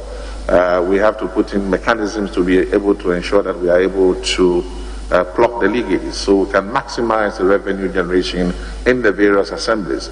By so doing, I'm sure that once we get more revenue in it, they'll be able to also go in and engage in more infrastructure development and other social intervention issues that will go a long way to help the communities. Indeed, it's for us all, and I say for us, I mean myself and the regional coordinating director, to ensure that funds allocated to them are put to proper use. But it's an issue for local government, and coming before the Public Accounts Committee, if there are any financial malfeasances that appears in the Greater Accra region, then we'll look at it. Chairman, I have a follow-up, and with your leave, I would proceed. Honorable nominee, in your efforts at streamlining, I hope the strategy would not be to interfere with composite budget as approved by the Assembly. Not so, Mr. Chairman.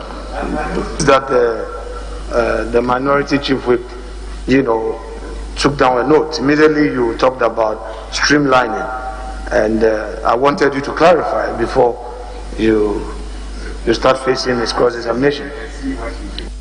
Mr. Chairman, only bringing innovations that will increase revenue generation and not interfere in their financial arrangements with the Minister of Finance and others.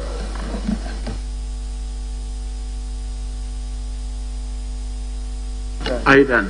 Very well. Yes. Okay. Thank you very much, Mr. Chairman. I would like to begin with COVID-19, which undoubtedly is the greatest threat the Greater Accra region is facing at the moment. I was looking at the latest Ghana Health Service numbers, and of the 84,023 confirmed cases Ghana has had so far, the Greater Accra region has recorded more than half, 47,468. Ashanti region, which comes second, is nowhere near half of what Greater Accra region has recorded, 14,600. Our active case count is at 5,444 with 607 deaths. So you have an enormous challenge, if confirmed by this House, to support the COVID-19 task force to bring this pandemic in this epicenter.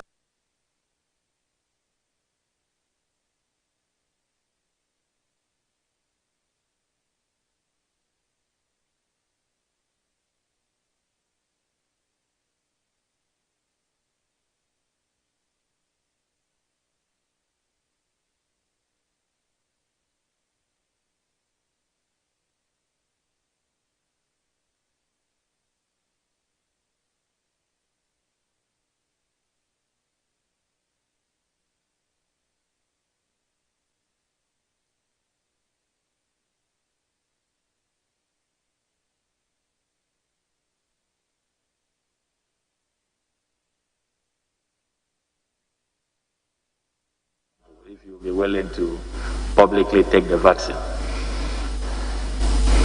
Thank you very much, Mr. Chairman. Let me start from your last question. The Commander-in-Chief of the Ghana Armed Forces, the President of the Republic of Ghana, His Excellency Nana Addo Dankwa Akufo-Addo, has, in the open, publicly, this morning, together with his wife, taking the injection.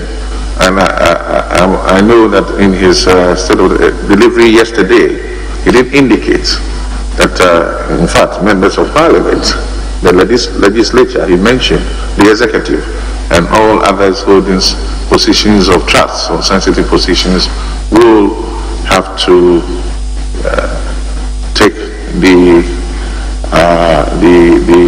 vaccine. So indeed, yes, I will. As an MP leading my constituency as would-be Greater Accra Regional Minister, yes, I'll take the vaccine. And also the answer to the other question, Mr. Chairman, there's a national task force for the COVID exercise which is led by the President himself, ably assisted by a very experienced gentleman who was once the Director General of WHO, Dr. Asamoah Ban, Dr. Nsiansai. These are experts in this field. And I know that before the arrival of the vaccine, they have a working plan, which includes communities that will be visited and the vaccines administered. So all I have to do is to get a copy of that plan, and then we follow up in the region where we have to provide assistance by way of getting the assemblies to provide information and assist in other ways. We'll do so. Mr. Chair, follow up, please. Honorable nominee, in responding to the question by my respected colleague about conspiracy theory regarding this vaccine, talked about the president taking a vaccine publicly. Would you say that in itself is a strong statement to give assurance to the citizenry that the vaccine is safe and it has nothing to do with somebody losing his, how do you call it? They say if you take it, you lose your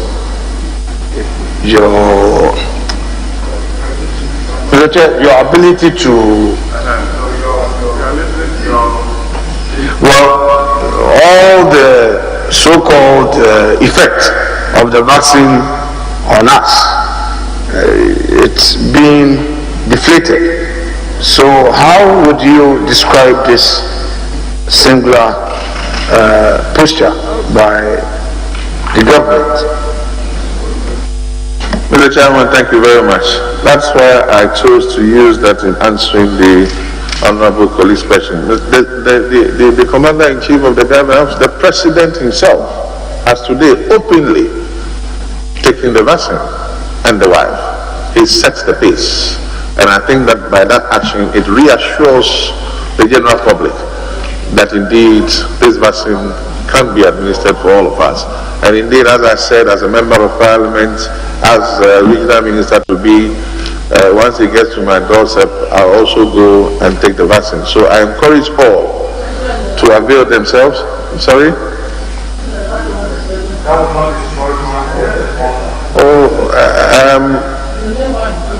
Honorable nominee, please stop and answer the question. Mr. Chair, Mr. Chair, as I said, I will also do so when it gets to my turn. I want to encourage all and sundry to do so when it gets to the distribution pattern gets to their end.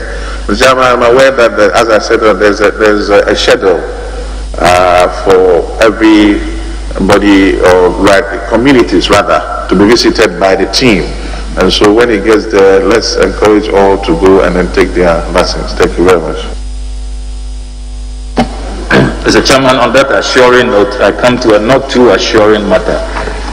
Article 2552 of the Constitution makes you the chairman of the Regional Coordinating Council. If confirmed, you will also be chairing REGSEC, the Regional Security Council. I hold in my hands the report of the Commission of Inquiry into the Ayawaso West Wagon event. The last time you served within the security architecture of our country as Deputy Minister at Interior and later at National Security, the eminent commissioners, Mr. Justice Emil Short, who chaired, Professor Henrietta Mensah Bonsu, member, Mr. Patrick Kwati Achapo, member, of course, Mr. Kofi Abuchi was the secretary. At page 53 of the report, it doesn't appear that the architecture you were part of covered itself in glory. If I quote the permission of the chairman, the evidence given before the commission presents a confused and unsettling picture relative to the structure and systems put in place for the provision of a state of national security for Ghana. In the main, the top officers whose schedules border on national security and who testified before the commission appeared at best unsure of the boundaries of their work and authority and the coordinating roles of their institutions relative to other allied agencies, not to speak of reforms in an evolving, delicate establishment. From the totality of the evidence given, the Commission finds that the confusion may partly stem from the lack of clear demarcations of authority and responsibility, as well as a delineation of mandate subsistent between the Ministry of National Security and the Ministry of Interior. In this sensitive aspect of national life, confusion and overlapping can only be detrimental to the interests of the state, unquote. Not a great verdict. Have you learned any lessons, and how do you assure us that if confirmed and you become chairman of the Regional Security Council, things will be done differently to improve security in the region? Mr. Chairman, thank you very much. Mr. Chairman, when the incident happened, the President condemned it in no uncertain terms, and then indeed set up a commission of inquiry who has since submitted their report to the Presidency, and for that matter, a white paper to that effect has also come out, I think portions of which my colleague has just read, with the position of Mr. President clearly is not in favor at all of political violence and all that. And that is why the Vigilantism Act was hurriedly prepared, and, approved and brought to Parliament, which has been passed. When given the nod as a regional security chairman, I will ensure that the act in itself, Vigilantism Act, we enforce it. And never should it be told in the history of our politics that elections will be characterized with that level of violence. Talking about AWW, that is not the only one. As a chairman, you would agree with me that if you want to catalog them, by-elections in this country has always ended, has always not ended well. And by this Vigilantism Act, we all have to work together to, once again, going back to the earlier question that I was asked, as politicians, as leaders in our various constituencies and communities, let us begin to educate our followers that it's about ideas and it's not about fighting. So yes, when I'm giving the nod as a RESEC chairman, we'll do our best, and I will lead that cause by the grace of God to ensure that the Vigilantism Act indeed prevails in this region. Mr. Chairman, I'm more concerned about your experiences and what you have learned following that experience from Ayaso West Wagon by-election, we turned out violent, the recommendations that the Ambitious Commission made. Any personal perspectives, experiences that will put you in better stead when you become chairman of the Regional Security Council? Rightly so, Mr. Chairman. That's why I said experiences and the recommendations taking cognizance of government's position as well on the response through the white paper. But then, as you said, with my experience, RESEC chair, indeed, repeating myself, the Vigilantism Act is there to guide us to ensure that such things do not repeat itself. Finally, Mr. Chairman, I want to come to a matter which borders a lot of residents in the Greater Accra region, the phenomenon of land guards. Land guards. He has answered that question about twice already. Oh, thank you, Chairman. I must have missed that. If I have the opportunity to then move to another matter, which will relate to your handing over notes. I observe that the Garrett project, which funding was secured from the World Bank, because of the COVID fight, the finance minister had to do some vehement, and the funds was transferred to the COVID-19 fight. From your briefings, do you have any indication when those funds will be restored to Greater Accra for you to do the Greater Accra irrigation and redevelopment project? I don't know if you have averted your mind to that particular project, the Garrett project. Thank you very much, Mr. Chairman. Mr. Chairman, indeed, we are not in normal times because of COVID-19. Since March last year, we continue to fight COVID-19. And we know that the state has poured in a lot of resources from all angles to ensure that human lives first. Indeed, with this new, with the virus taking another shape and the infections increasing and the death toll also increasing slightly day by day, I think that it is only fair for us to concentrate on fighting this COVID-19 and then pray to God that all things will come back to normal and then we begin to look at it. That is not to say that the day-to-day administrations of the RCC should not go on. Alongside it, we'll get it done. Thank you. Yes, Honorable Leader. Thank you, Mr. Chairman. Mr. Chairman, I just want to find out from the nominee that coming as a regional minister, one of his major functions will be to unite the people. To unite the people in Greater Accra.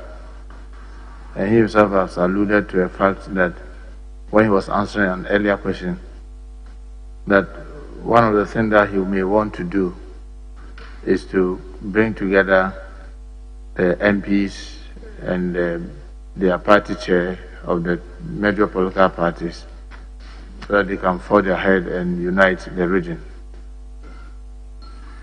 How do you juxtapose this statement that you made earlier with a video that is going around, you seen talking to party people, and I will say in tree, oh dear, no, oh dear.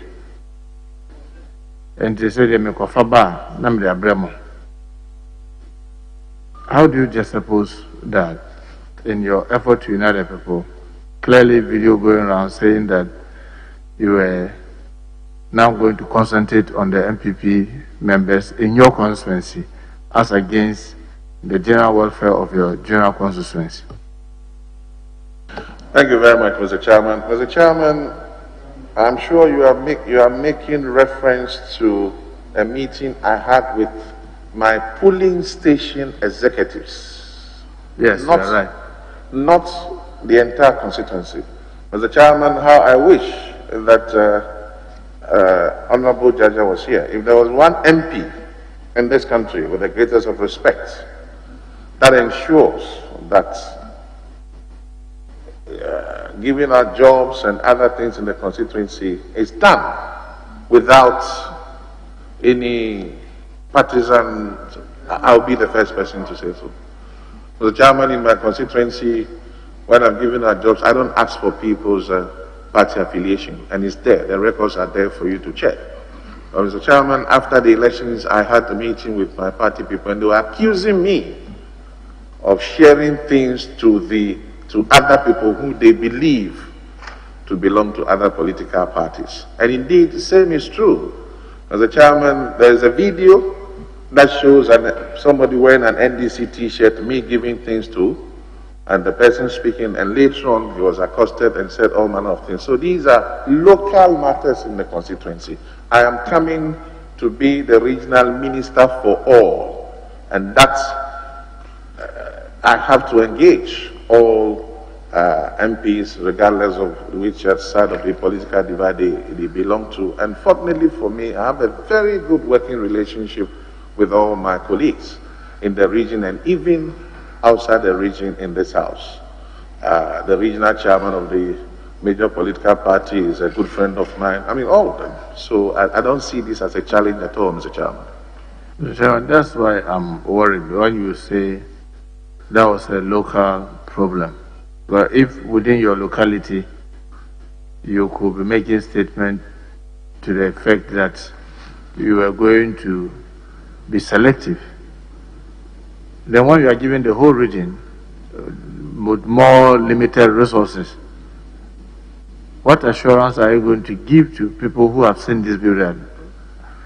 That is not you, and that is not how you are going to run the region.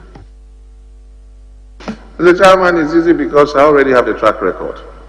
And I'm sure that that video would have talked about persons who are believed to be on other side, today wearing even uniforms, and they have got a secure job for the rest of their lives. Clearly, Mr. Chairman, when I had my quota, I went to areas that are known, ghettos that are known to belong to the other side. Mr. Chairman, somebody who was a shoe shine with the greatest of respect, somebody who was an Okada rider, today is an immigration officer and clearly is an NDC person. So I have a track record to that. So, Mr. Chairman, I don't think that should be a problem at all. So, Mr. Chairman, will you then, the nominee would then say that he really didn't mean what he was saying in the video? Chairman, let me borrow the words of my predecessor's political talk. Okay. Thank you very much. The Chairman, when he was answering an earlier question about the study of gun or the teaching of gun in our schools, he said it was something that he was going to encourage. But we all know the challenge is not the schools maybe not wanting to teach, but those who do the teaching. What specific measures are you going to put in place to encourage the studying of gun in the teacher, the College of Educations? Before it was teacher training colleges, in the current colleges of education, so that there will be teachers to be able to teach in those schools the subject gun. Mr. Chairman, with the greatest of respect, I have answered this question already, but if Mr. Chair wishes me to repeat it, fine. Kindly go over it for.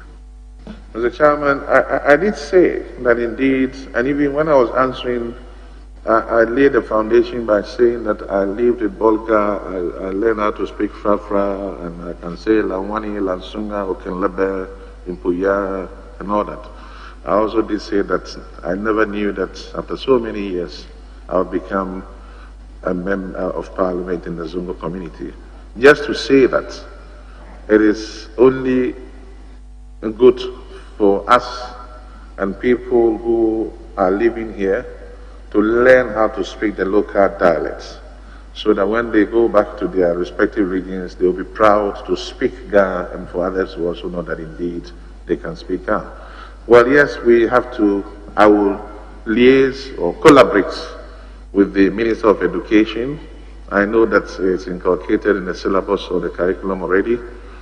It's a matter of finding out why that is happening. Some teachers who will be able to teach Ga, I'm told, have been transferred out of the region.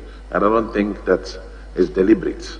We'll have to fish out for those and then encourage the system to bring them back to Accra. On the other side, I did also say that some opinion leaders in the region are also helping to provide scholarship for people to go and learn how to speak Ga.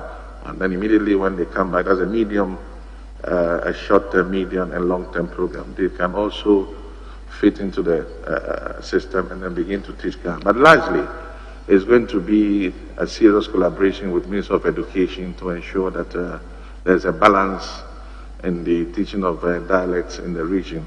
And I'm very passionate about this, getting Ga to be taught in our schools. It's a very, very serious issue and very topical, of course. And when given the nod, I will lead the course in that direction. Yeah, Mr. Chairman. So this is where you rather, yes, you said this earlier, but it didn't answer my question. My question was about you as a regional minister.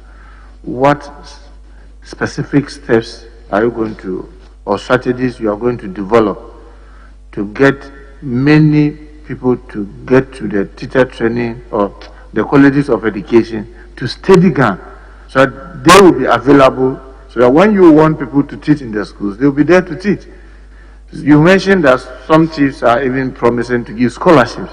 I'm talking about you as a regional minister. What specific strategy will you use to encourage the studying of Ga in our College of Education? Mr. Chairman, the promises has come because of the approach that I made even before coming to sit here for the vetting. And I know that when giving the note, that's why I said I will lead the course. Some are already in the schools already. They've started studying to teach Ga when they come out. And as I said again, it's me collaborating, myself, regional minister, Greater Accra, when giving the note, collaborating with the Minister of Education to ensure that these are done. Indeed, as I said earlier, you still need people to go and learn how to speak it. And that is where we will be falling on people to support us financially and also encourage people in our communities to take up learning Ga at higher education and then coming to also teach people to know how to speak it. I believe I provided. Mr. Chairman, also we all know also one of the major challenges, even though he mentioned it in passing, is about the postings. Where if someone goes to the colleges of education and study Ga, and then he's posted to Asante region to teach. Obviously, when the person gets to Asante region, we will be interested in somebody who will teach Twi and not Ga. And automatically that skill is lost. What will you do to enhance the chances of persons who have studied Ga in colleges of education to be posted within the region so that their services can be useful to the citizens of Greater Accra? Thank you very much, Mr. Chair. Mr. Chair, I still have to collaborate with the Education Minister. I cannot directly impose myself or my ministry on the Ghana Education Service in their postings. They have a structure. But certainly, with the current crisis or challenge that we have, I have to collaborate with the education minister to ensure that even before they get to the posting stage, we know those who studied GAN and they have passed out, we know their number, we look at how it will be shared in the whether they have to be running shift or not. So it's an issue of me sitting with the education minister and that we find a way to go around it. But I continue to assure the House that I am passionate about this particular matter and I'll lead the cause to ensure that there is fairness in that. Mr. Chairman, when he was answering a question about the low level of education within the Greater Accra, he mentioned that one of the tools that he was going to use to encourage learning was scholarships. And now, as the regional minister, I just want to find out how is he going to be able to do that when he talks about we have to give scholarships. Remember, it is not just your constituency where you may fall on the common fund, but in the region, how are you going to ensure availability of scholarships for the citizens of the whole region? Well, the chairman, continuously I talk about policies being implemented in the region and how successful they are, and they have been in the past, except to say that maybe because the region has been silent in it. Get funds. They give out a lot of scholarships.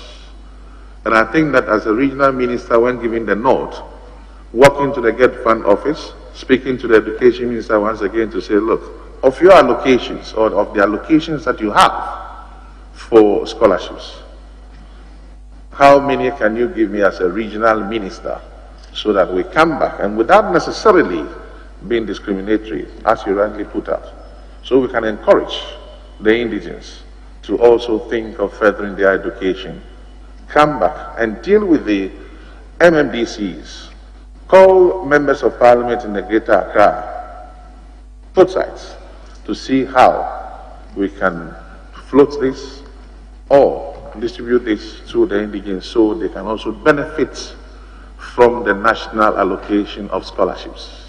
And this, I'm just using Get Fund as, but there are a lot of institutions, as a chairman, you know, that offer scholarships. So that's what I meant when I said so. Thank you, Mr. Chairman.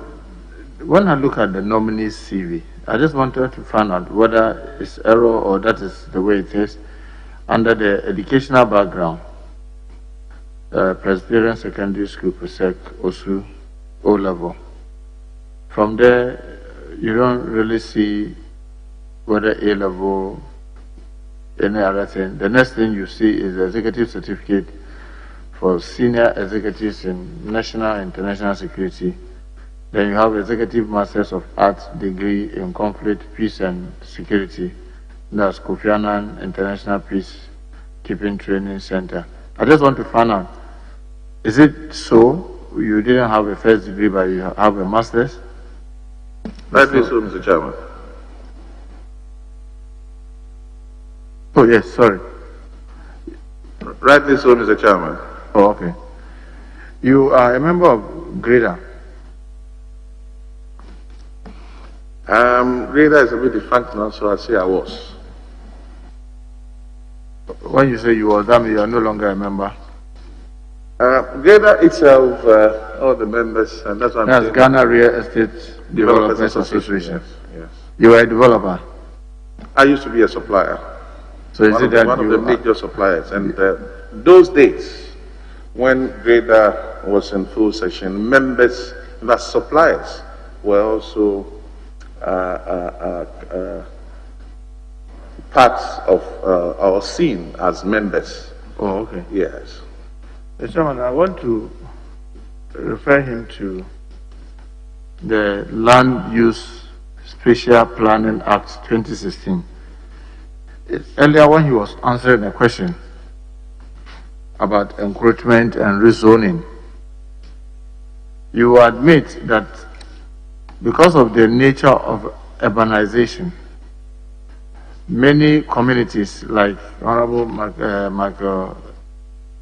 Sosu mentioned in Medina and many other communities, lands that have been reserved for other purposes, recreational, school, hospital, and what have you, are rezoned as a result of pressure from the chiefs and other opinion leaders. So in 2016, Parliament passed this new act, and specifically section 93, 3 and 4. And Chairman, with your permission, I read: a district special planning committee shall not grant a request for change of existing zoning or land use unless the requests are intended to make the zoning of the land comply with the structure plan or zoning scheme or the local plan. 4. Without limiting subsection 3, the change of use or rezoning of a public space shall be subjected to approval by Parliament. Unquote. Mr. Chairman, the reason we did this was to curb the abuse of this rezoning. But unfortunately, since 2016, you go around the country, you see so many rezonings being done, and you and I in this house, nobody has brought anything for approval. As the regional minister who is going to be in charge of coordinating all the district assemblies, how will you ensure that these sections are enforced?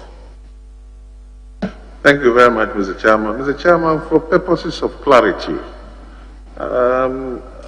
I don't think that rezoning or the abuse of rezoning only took place just from 2016. It's something that has No, I'm only saying that because of its rampant nature, in 2016, Parliament then took steps to pass this act as a way of curbing it. But I'm saying that since this law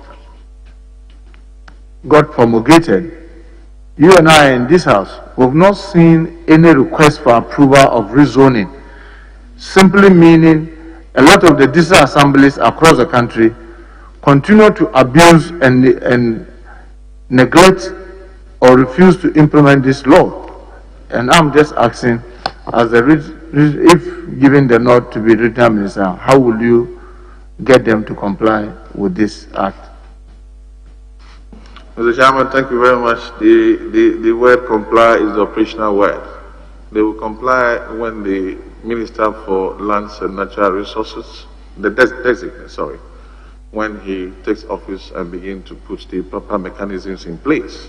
And then indeed, when those sanctions are put in place, as a regional minister, chairman of the RESEC, I will ensure that they are complied with. Thank you.